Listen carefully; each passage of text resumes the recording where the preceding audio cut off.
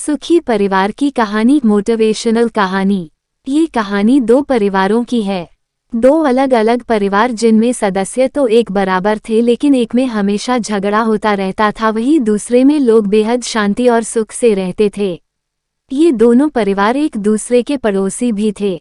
झगड़ालू परिवार की पत्नी हमेशा इस बात से अचंभित रहती थी कि जहां उनके घर में हर दिन कोई ना कोई झगड़ा हो जाता है और दूसरी तरफ उनका पड़ोसी परिवार है जो कभी नहीं झगड़ते।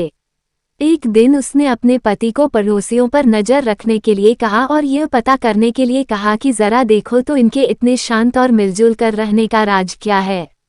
पत्नी के कहे अनुसार पति अपने पड़ोसियों के घर के पीछे छुप गया और खिड़की से उन पर नजर रखने लगा।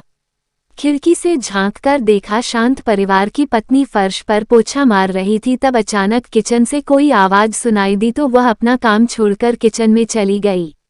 उसी दौरान उसका पति उसी जगह पर आया जहां वो पोछा मार रही थी और बाल्टी से पैर टकराने से गिर गया। पत्नी को जब ये पता चला तो उसने तुरंत अपने पति से माफी मांगी और कहा कि मुझे माफ कर दीजिए, मेरी गलती है जो मैंने तुरंत फर्श पर से बाल्टी नहीं हटाई। तब पति बोला, नहीं नहीं, इसमें तुम्हारी नहीं मेरी ही गलती है, मुझे ही देख कर चलना चाहिए था। ये घटना देखकर उनकी खिड़की से झांक रहा झगड़ालू परिवार का पति सारी बात समझ गया। वह अपने घर लौट आया।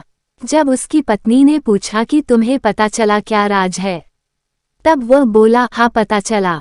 हमारे और उनके परिवार में सिर्फ इतनी सी बात का फर्क है, जहां हम लोग हर छोटी मोटी गलती के लिए एक दूसरे को जिम्मेदार ठहराते हैं और झगड़ते हैं। उनके परिवार वाले हर गलती की जिम्मेदारी खुद लेते हैं और माफी मांगने और उस गलती को सुधारने के लिए हमेशा तैयार रहते हैं।